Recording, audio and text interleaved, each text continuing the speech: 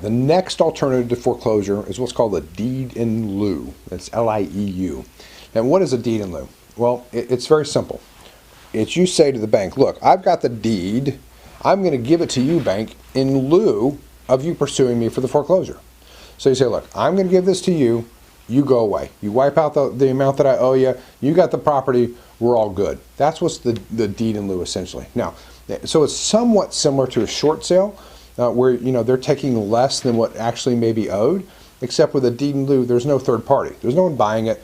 You're just giving the bank the property, and then the bank's going to have to deal with it somehow and try and sell it off. Now, will they do a deed in lieu? They might. They frankly prefer to do the foreclosure and/or short sales. Why is that? Because if you do a deed in lieu, the bank takes subject to any other liens that are on the property.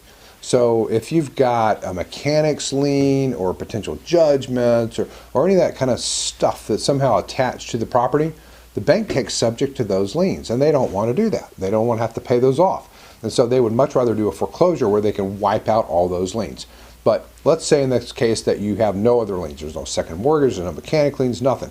If all you have is the mortgage with them, they may well consider doing a deed in lieu, and that's something you should approach them for. Now, typically, just like a short sale, they have a packet. They're going to want to see a hardship letter, all the rest of the stuff. They want to see your financials.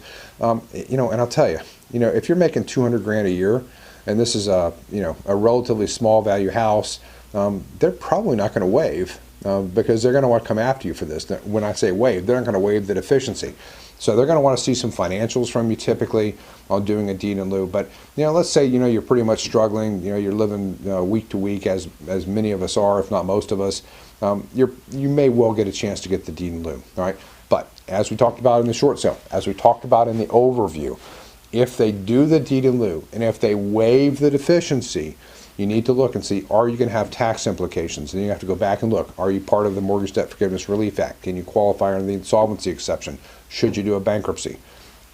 And sometimes in the deed in lieu, they still won't waive the deficiency, even though the whole point of it is you trade the debt for the property. So you got to make sure that as part of the deed in lieu is they actually do waive the deficiency. And if they don't, they're going to be coming after you for it. So then you got to prepare, bankruptcy or not.